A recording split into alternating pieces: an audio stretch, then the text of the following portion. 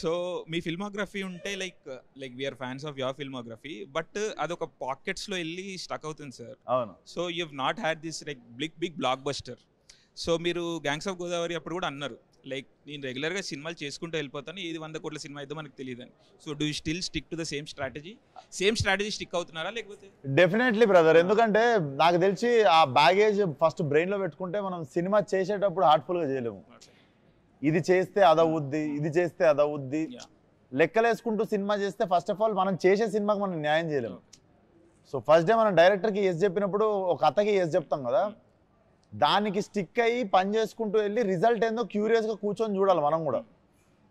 But ఇది చేస్తే అది అవ్వుద్ది అని వేసుకున్నా ఒక్కసారి వేసుకున్నది గ్యాంగ్స్కి అనుకున్నాం. ఆ ఒక్కసారి అనుకున్నందుకు చిన్న హట్ అయినందుకు తర్వాత మళ్ళీ ఇంకా జీవితంలో అనుకోవద్దు అనుకున్నాం. సో నేను కూడా ఇప్పుడు ఏంటంటే ఒకసారి ఇప్పుడు చేసేసిన కాపీ రెడీ అవుతుంది, యూఎస్ వెళ్ళిపోతుంది, క్యూబ్కి ఎక్కిస్తారు, నువ్వెట్లా చూస్తావు నేను కూడా మీ అందరితో పాటు చూసి ఏమవుతుందో ఐఎమ్ వెరీ క్యూరియస్. మీ లెక్కనే నేను క్యూరియస్ ఉన్నా అది నన్ను ఎంత సర్ప్రైజ్ చేస్తుందని. సో మనం ఎంప్టీ మైండెడ్ ఉంటే ఎంజాయ్ ఎక్కువ చేస్తాం సక్సెస్కి. అండ్ సినిమాలు I'm sure you also know this, theatre going audience is declining drastically. So Mechanic రాక్కి హౌ హోప్ఫుల్ ఆర్ యూ, లేకపోతే ఏం చేయొచ్చు అంటారు? How do we draw audience to the theatres? ఇప్పుడు నాకు తెలిసి కొంచెం అంటే నా ప్రతి సినిమా ఏ సినిమాకి సోమవారం దాకా థియేటర్లు ఖాళీ అంటే at least every film of mine touch wood every film of mine Monday వరకు ఎప్పుడు నేను ఖాళీ థియేటర్ చూడలేదు. అంటిల్ మండే ఏ సినిమాకి నేను పార్కింగ్లు ఖాళీ అయిపోయిన సినిమా ఇప్పటివరకు నా కెరియర్లో ఒక్క సినిమా కూడా చూడలేదు, వెళ్ళిపోమాకే తప్ప. ఈ సినిమాకి నువ్వు కొత్తగా ఏం చేసినావు అంటే నేను పాత సినిమాలకు కూడా కొత్తగా ఏం చేద్దామని ఎప్పుడు ఏం ట్రై చేయలేదు. I'm always blessed with audience coming to theatre and encouraging me and my films. So ఈ సినిమాకి కూడా ఈసారి నేను కొత్తగా ఏం చెప్పగలుగుతాను అంటే 7 PM we're putting premieres, paid premieres పెడుతున్నాము. So I saw the film, this is not over confidence. నిజంగా చూసి బాగాలేదా ఎవరని చెప్తే పోకండి సినిమాకి next day. So I'm very confident that ఆ సిచ్యువేషన్ రాదని. ఇట్స్ నాట్ ఓవర్ కాన్ఫిడెన్స్, ఆ సిచ్యువేషన్ రాదని గట్టి నమ్మకం నా మీద, నా సినిమా మీద ప్లస్ నా డైరెక్టర్ మీద కూడా అంత నమ్మకం నాకు. సార్ ఏంటి సార్ కాన్ఫిడెన్స్? చూసుకున్నా సినిమా అదే నాకు. So are you open to criticism post the release and all? నేను మొన్న కూడా చెప్పిన ప్రేమ గారి ఇంటర్వ్యూలో I'm always okay with reviews, opinions, criticism. ఒక వెక్కిలి అనేది ఒకటి ఉంటుంది, ఒక వెక్కిరిచ్చిన టోన్లో ఒక అని చెప్పి చులకన చేసిన ఒక టోన్ ఉంటుంది చూసినా, ఐఎమ్ అగేన్స్ట్ ద టోన్. ఎందుకంటే మాకు పొద్దున్న లేస్తే సెట్ మీద we see so many sad faces. Sad faces అంటే పని చేస్తున్నందుకు కాదు, 80 kV పార్ లైట్ మోస్తున్నప్పుడు అటు భుజాలు వాసిపోయి సాయంత్రం దాకా అట్లా ఒక లైట్ మ్యాన్ కావచ్చు, ఒక 100 to 150 పీపుల్ రోజు ప్లేట్లు కడిగే దగ్గర, ప్రొడక్షన్ దగ్గర, ఇట్స్ లైక్ ఎవ్రీడే పెళ్ళి అవుతున్నట్టే ఉంటుంది.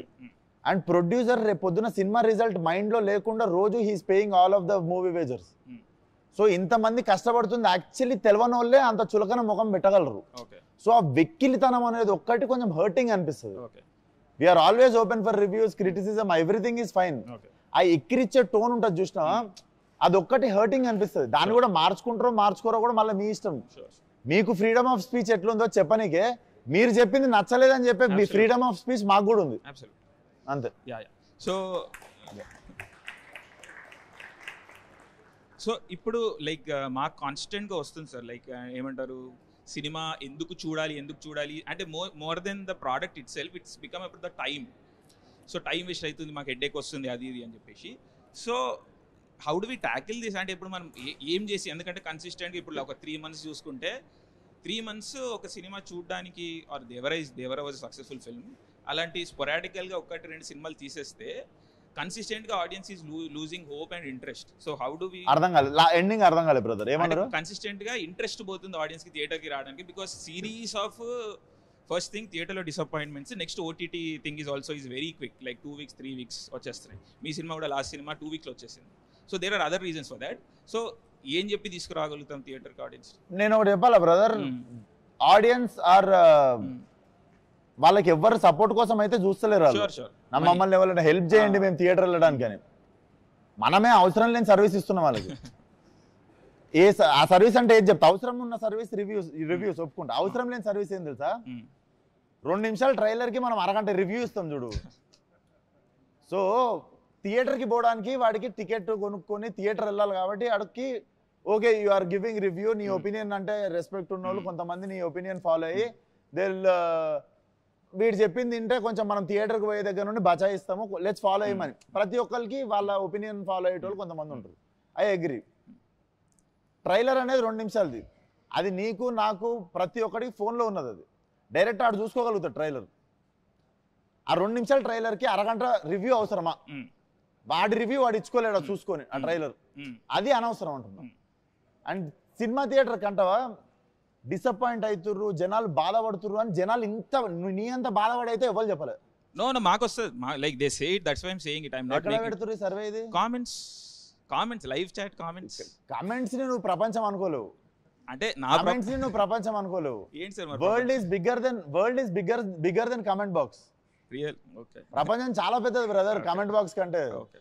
కమెంట్ బాక్స్ లో లేనోళ్ళు చాలా మంది పనులు చేసుకుంటూ బయట బిజీ ఉన్న వాళ్ళు కూడా ఉంటారు.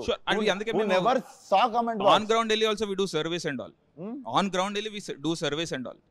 అదే ఏ లెవెల్ వెళ్ళినావు నువ్వు?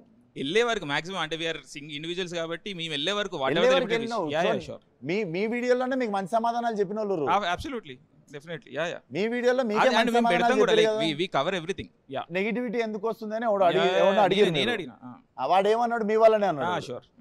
సో అది కూడా మీరు చేసిన రీసెర్చ్ లో వచ్చిన ఆన్సరే కదా. డెఫినెట్లీ. బట్ ఎక్స్ట్రీమ్ మాసెస్ లోకి మీరు కూడా వెళ్ళలేదు నన్ను అడిగితే. ఎక్స్ట్రీమ్ మాసెస్ అనే వేరే పార్క్ లో ఉండరు వాళ్ళు.